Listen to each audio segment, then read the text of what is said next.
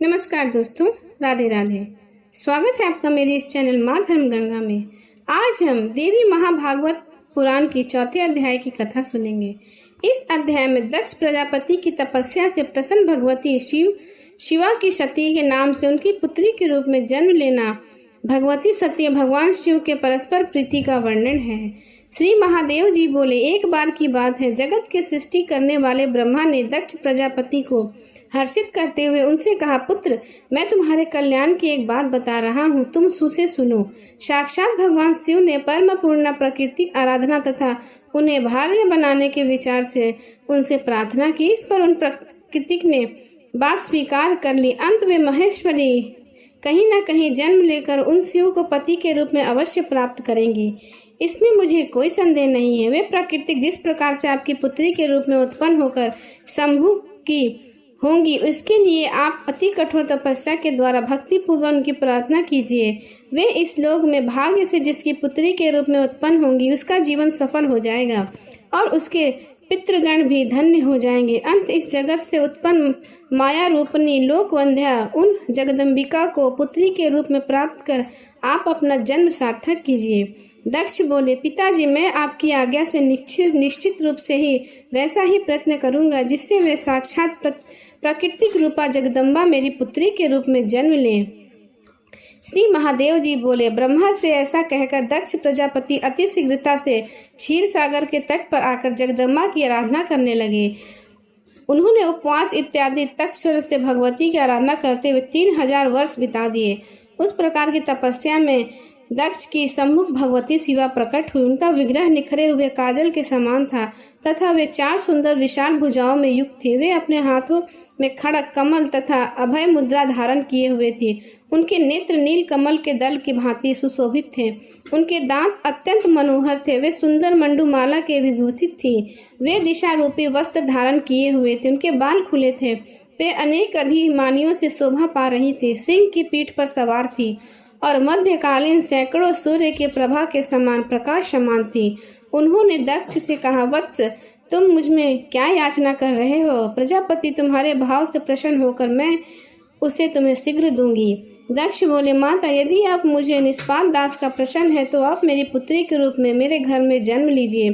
श्री देवी जी बोली, मुझे पत्नी के रूप में प्राप्त करने की कामना से शंभु ने पूर्व काल में मुझसे प्रार्थना की थी। वह प्रार्थना मैंने पूर्व ही स्वीकार कर ली है। अब मुझे कहीं जन्म लेना है। अब मैं आपके घर में जन्म लेकर शंभु की भार्या बनूंगी। मैं साक्षात प्राकृतिक रूपनी भगवती पूर्णा आपकी इस तपस्या से संपूर्ण हूँ। संतुल्य तुल और अंगों से युक्त विह वाली मैं आपकी कन्या होंगी। सुंदर शरीर वाली तथा सौम्य रूप वाली मैं तभी तक आपके यहाँ रहूंगी जब तक आपकी तपस्या का पूर्ण क्षीण नहीं हो जाता। पुनः तपस्या का पूर्ण क्षीण होने पर जब आपके द्वार मेरा अनादर होगा, तब मैं इसी तरह का विग्रह धारण कर अपनी माया को स्वाथर जग मने संपूर्ण जगत को विमोहित करके अपने धाम में चली जाऊंगी। श्री महादेव जी बोले, मुनि श्रेष्ठ, तीनों लोकों की जननी तथा उत्तम गुणों वाली प्राकृतिक देवी दक्ष से ऐसा कहकर उनके देखते देखते अचानक अंतर्ध्यान हो गई। इसके बाद प्रजापति दक्ष ने भी अपने घर जाकर ब्रह्मा जी से उस वरदान के विषय में बताया जिसे जगदात्री भगवती प्रसन्न होकर उन्होंने दिया था। तत्पश्चात उन आधा सनातनी पूर्णा प्राकृतिक ने जन्म लेने का सर्वगुण संपन्ना दक्ष पत्नी के गर्भ में प्रवेश किया। तदुपरांत दक्ष पत्नी प्रसूति के शुभ दिन में एक कन्या को जन्म दिया। वह कन्या प्राकृतिक रूप में भगवती पूर्णा ही थी। उस कन्या के अंग और वर्ण के थे। करोड़ों चंद्रमा के समान उनकी आभा थी। खिले हुए कमल के समान उनके बड़े बड़े नेत्र थे। वह 8 भुजाओं से सुशोभित थी और उनका मुख अति सुंदर था। उस समय आकाश के से फूलों की वर्षा होने लगी। सैकड़ों ध्वनि बजने लगी। दिशाएं अत्यंत स्वच्छ हो गई। तब पुत्री का जन्म सुनकर दक्ष प्रजापति वहां आ गए और उस कन्या को देखकर अत्यंत प्रसन्न मन वाले उन दक्ष बांधवों के साथ महान उत्सव आयोजित किया तथा 10वें दिन उस कन्या का सती ऐसा कहकर नामकरण किया। वह कन्या वर्षाकालीन मंदाकिनी की भांति प्रतिदिन बढ़ने लगी और सप्तकालीन चंद्रोदय के समान दिव्य कांति से सुशोभित होने लगी। प्रजापति दक्ष एक बार सुंदर मुख वाली उस कन्या को विवाह योग्य देखकर अपने मन में उसके विवाह के लिए विचार करने लगे। यह कन्या किसे प्रदान करनी चाहिए अथवा यह तो स्वयं प्राकृतिक हैं, जो अपने वर हेतु पहले ही वचनबद्ध, इसलिए यह बात मेरे पूरी तरह बहुत प्रयत्न करने पर भी किसी प्रकार अन्यथा नहीं हो सकती। जिन शिव के अंश से उत्पन्न रुद्रगण मेरी आज्ञा का अनुगम करते हैं, उसको उनको बुलाकर यह रूपवती कन्या देने योग्य नहीं है। इसलिए शूलधारी शिव को बिना आमंत्रित किए श्रेष्ठ देव, दैत्य, गंधर्व और किन्नरों की एक शिव शून्य सभा बुलाकर मुझे स्वयं ब्रह्म यज्ञ का आयोजन करना चाहिए। तब वही होगा जो विधि का विधान होगा। तब अपने मन में भली भांति ऐसा निश्चय करके मनस्वी दक्ष प्रजापति ने सभी देवताओं तथा असुरों को बुलाकर बिना शिव के ही सभा का आयोजन कर दिया। सती के उस अद्भुत तथा मनोहर स्वयंवर को में देवताओं और दैत्यों तथा मुनिवर की कांति से वह सभा भी अत्यंत सुशोभित हो रही थी। वह सभा सूर्य के तेजमय और चंद्रमा के समान कांतिमय होकर सुशोभित हो रही थी। मुनिवर दिव्य माला और वस्त्र तथा प्रभाव स्वर्ण के मुकुट धारण किए श्रेष्ठ देवगण उस सभा में विराजमान थे। मणियों तथा स्वर्ण सजाए गए उन रथों, घोड़ों और हाथियों, विभिन्न वर्णों के ध्वजों, छत्र तथा पताकाओं की इन सभी को सुसज्जित व दक्ष पूरी कांतियुक्त होकर शोभा पा रही थी। सैकड़ों हजारों नगाड़े, मृदंग और ढोल बजने लगे। उस ध्वनि से सारा आकाश गूंज उठा। उस सभा में गंधर्व मनोहर गीत गा रहे थे और सैकड़ों हजारों श्रेष्ठ अप्सराएं आनंदित होकर नाच रही थी। इसके बाद प्रजापति दक्ष ने शुभ समय आने पर त्रिलोक सुंदरी उस कन्या सती को सभा में बुलाया। मुनि श्रेष्ठ मनोहर तथा कांति युक्त उस सती परम प्रसन्नता पूर्वक वहां उपस्थित हुई। वह सौंदर्य की प्रतिमा के समान सुशोभित हो रही थी।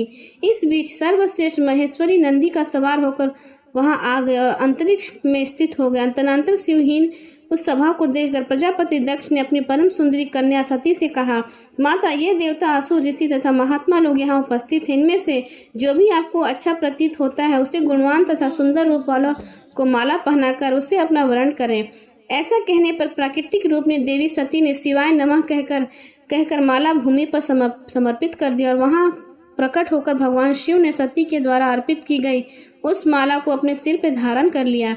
रत्नों से सुशोभित समस्त अंग वाले, करोड़ों चंद्रमाओं के समान प्रभा वाले, दिव्य माला तथा वस्त्र धारण करने वाले, दिव्य गंधों से लिप्त शरीर वाले, खिले हुए कमल के समान 3 सुंदर नेत्र वाले, दिव्य रूपधारी भगवान सदाशिव सती के द्वारा प्रदत्त उस माला को धारण कर प्रसन्नता पूर्वक सभी देवताओं के देखते देखते उस स्थान से अंतर्ध्यान हो गए। मुनि श्रेष्ठ सती के ने महेश्वर को माला अर्पित कर दी। उस कारण से दक्ष प्रजापति का उस सती के प्रति आदर भाव कुछ कम हो गया। इसके बाद मरीचि आदि अपने मानस पुत्रों तथा अन्य मुनिवर के साथ वहां विराजमान ब्रह्मा जी ने सभी प्रजाओं के स्वामी दक्ष से बात कही। आपकी कन्या ने देवादेव शिव का वरण किया, इसलिए उन श्रेष्ठ महेश्वर को बुलाकर प्रयत्न पूर्वक वैवाहिक विधि विधान से अपनी पुत्री उन्हें दे दीजिए। उनका यह वचन सुनकर प्राकृतिक देवी द्वारा कही गई पूर्व बात को याद करके दक्ष ने महेश्वर को बुलाकर उन्हें सती को सौंप दिया। महेश्वर ने इस वैवाहिक विधि विधान के साथ उनका प्रसन्नता पूर्वक परिग्रहण कर लिया। इसके अनंतर ब्रह्मा, विष्णु और नारद आदि ऋषिगण वेद वाक्यों के द्वारा उन स्तुति प्रिय शिव तथा शिवा को स्तुति से प्रसन्न करने लगे। सभी देवतागण उनके ऊपर पुष्प की वर्षा करने लगे। सैकड़ों हजार ध्वनियां बजने लगी और सभी देवता, गंधर्व तथा किन्नर अत्यंत प्रसन्न हुए। जटा तथा भस्म धारण किए हुए विश्वेश्वर शिव को देखकर दक्ष प्रजापति के चित्त में बड़ी व्याकुलता हुई। वे मन ही मन सती को भी कोस रहे थे। तत्पश्चात सभी लोगों में एकमात्र सुंदरी सती को साथ में लेकर महेश्वर हिमालय के अत्यंत सुंदर शिखर के लिए प्रस्थान कर गए। मुनि श्रेष्ठ महादेव के साथ सती के चले जाने पर दक्ष प्रजापति का दिव्य ज्ञान विलुप्त हो गया। इति श्री 4वां अध्याय समाप्त। श्री महादेव जी बोले, भगवान शंकर और सती की भर्त्सना करते हुए क्षीण व्याकुल प्रजापति दुख से व्याकुल होकर रोने लगे। मुनि श्रेष्ठ दुखों से होने वाले दक्ष को देखकर शिव जी की भक्ति में तत्पर रहने वाले परम ज्ञानी मुनि दधीची ने उनसे यह वचन कहा। दधीची बोले, मोह के कारण परम शिव तथा सती के सत्व को ना जानकर आप क्यों रो रहे हैं? आपके महान भाग्य से ही सती आपके घर में पुत्री रूप में उत्पन्न हुई थी। ये सती साक्षात निराकार आदि प्राकृतिक है और शिव साक्षात परम पुरुष हैं। इसमें आप लेह मात्र में संदेश न करें। प्रजापति ब्रह्मा, इंद्र आदि देवताओं तथा बड़े बड़े असुरों के द्वारा कठोर तप करने पर भी जो भगवती उन्हें कभी दर्शन नहीं देती, उन्हें आपने पुत्री के रूप में प्राप्त किया। मोह में पड़कर उन सती को बिना जाने आपने उनकी निंदा क्यों कर रहे हैं? निश्चित रूप से उन्हें महारूप स्वरूपनी भगवती को आपको ठगा है। दक्ष बोले, हे शंभु, यदि जगत के ईश्वर अनादि में परम पुरुष हैं तो भयंकर रूप तथा तीनों नेत्रों वाले उन्हें प्रेतपति क्यों प्रिय है, और मुने में भिक्षुक रूप में अपने शरीर को भस्म क्यों पोते रहते हैं। दधीचि बोले, वे शंभु पूर्ण नित्य स्वरूप तथा सभी ईश्वर के भी ईश्वर है। जो लोग उनकी शरण ग्रहण करते वह कभी दुख प्राप्त नहीं करते। वे भगवान शंभु भिक्षुक हैं। ऐसी दुर्बुद्धि आपकी क्यों है। ब्रह्मा आदि श्रेष्ठ देवता तथा दलदर्शी योगीजिन भी जिनके परम स्वरूप को देख पाने के समर्थ नहीं हो पाते, आप उन भिक्षुरूप शंभु की निंदा क्यों कर रहे हैं। सर्वत्र विचारशील से भगवान सदाशिव सभी जगह विराजमान हैं। वे शमशान में रहे अथवा सूर्यपुरी में रहे, उनमें इनमें कोई विशेषता नहीं दिखाई पड़ती। शिव लोक बड़ा ही अपूर्व है, वह ब्रह्मा विष्णु आदि के लिए भी दुर्लभ है। वैकुंठ ब्रह्मलोक तथा स्वर्ग और शिवलोक की एक कला के तुल्य भी नहीं। कैसा कैलाशपुरी देवताओं के लिए भी अत्यंत दुर्लभ है। अनेक देवताओं से सुशोभित तथा कल्प वृक्षों से युक्त नंदन वन से घिरी हुई स्वर्ग के अदिति इंद्र से पूरी अमरावती भी शिवलोक की 16वीं कला के भी बराबर नहीं है। मृत्यु लोक भी वाराणसी नगरी नामक उनकी एक परम रमणीय पुरी है, जो मुक्ति प्रदान करने के कारण मुक्ति क्षेत्र कहलाती है।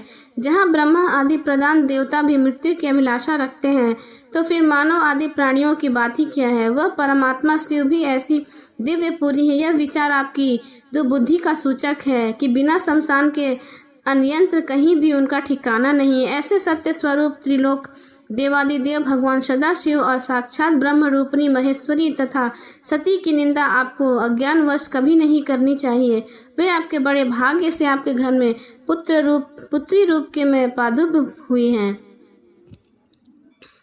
श्री महादेव जी बोले, इस प्रकार तत्वदर्शी मुनि दधीचि ने अनेक प्रकार के समझाने पर प्रजापति दक्ष ने उन परमेश्वर शिव को असदाचार में रहित नहीं माना, और वे बार बार उन महादेव के प्रति निष्पादन वचन बोलते रहे। नारद वे प्रजापति दक्ष पुत्री सती को उलाहना देते हुए ऐसा कहकर रोने लगे, सती पुत्री, तुम मेरे प्राण के समान हो। मुझे शोक समुद्र में निग्न करके मेरा परित्याग कर तुम कहाँ जा रही हो। बहुमूल्य परेक पर शयन कर योग्य स्वर्वाग सुंदरी पुत्री, कुरुपति के साथ तुम शमशान भूमि पर कैसे रहोगी। उनका यह वचन सुनकर मुनि श्री दधीचि ने अपने हाथ से अनेक नेत्रों के आंसू पोंछते हुए तथा प्रिय वचनों से उन्हें सांत्वना प्रदान करने लगे। दधीचि बोले, ज्ञानियों में श्रेष्ठ प्रजापति, आप मूर्खों की भांति क्यों रो रहे हैं। महात्म्य देवर्षि शंभु के समग्र रूप से जानकर भी आपके अज्ञान कष्ट नष्ट नहीं हुआ। यह बड़ी ही आश्चर्य की बात है। पृथ्वी पर, जल में, आकाश में और सरताल में जो भी नर नारी प्राणी है, वे सभी उन्हें दोनों के रूप में उत्पन्न है। ऐसा आप पवित्र मन में समझा लीजिए। प्रजापति, आप इन महेश्वर को यथार्थ रूप में साक्षात अनादि परम पुरुष के रूप में जान लीजिए और इन सती को त्रिगुणात्मिक प्रकृति के रूप में समझिए। इन परस्तर सती को भाग्य अपनी पुत्री रूप में तथा विशेश्वर शिव को अपने पति के रूप में प्राप्त करके भी यदि आप अपना सौभाग्य नहीं मानेंगे तो विधाता के द्वारा ठगे गए आपको बहुत संताप होगा। प्रजापति, इस सच्चाई को सुनो। शोक में व्याकुल तथा कल्याण की इच्छा रखने वाले तुम सती के प्राकृतिक के रूप में तथा शिव को परम पुरुष में जान लो। दक्ष बोले, मुनिवर, आप सत्य कह रहे हैं। मेरी पुत्री सती प्राकृतिक रूप है और शिव के सनातन पुरुष तथा तीनों लोकों के ईश्वर है। मुनि श्रेष्ठ, यह सुनकर मेरी बुद्धि दृढ़ता पूर्वक वैसी नहीं हो पा रही है। महेश्वर से बढ़कर दूसरा देवता नहीं। सत्य बोलने पर ऋषिगण भी यद्यपि यही कहते हैं कि फिर भी शंभु ही सर्वश्रेष्ठ देव। ऐसा मेरा निश्चय नहीं है। मैं जिसलिए शिव की निंदा कर रहा हूँ उसका कारण सुनिए। पूर्व काल में जब मेरे पिता ब्रह्मा जी ने प्रजाओं की सृष्टि की, तब 11 रुद्रों पर प्रादुर्भाव हुआ था। समान शरीर वाले सभी रुद्र महात्मा, प्रचंड पराक्रमी, भीषण रूप वाले तथा क्रोध के कारण लाल आंखों वाले थे। वे सभी व्याघ्र चर्म धारण किए हुए थे तथा उनके सिरों पर जटाएं सुशोभित थी। वे सभी रुद्र ब्रह्मा जी की सृष्टि का लोप करने हेतु तत्पर हो गए थे।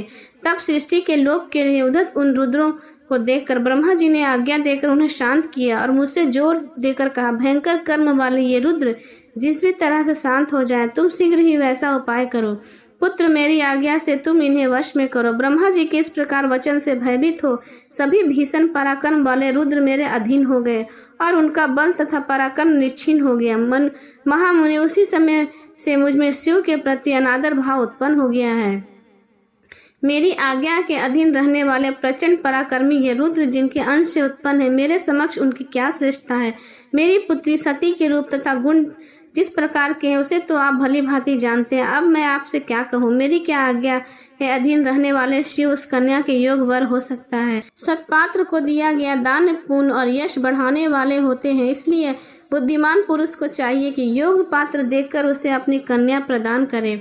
महामुनि बंधु बांधवों के साथ लेकर वर के रूप में स्वभाव तथा कुल पर समय से विचार करने के बाद प्राग पुरुष को अपनी कन्या सतपात्र को देना चाहिए। इन्हीं सभी बातों पर विचार करके मैं पूर्व में सती के स्वयंवर के कुल तथा सील से रहित उस शिव को आमंत्रित नहीं किया था। सुनिए, मेरे मन में जो कुछ भी है मैं आपको साफ साफ बताता हूँ।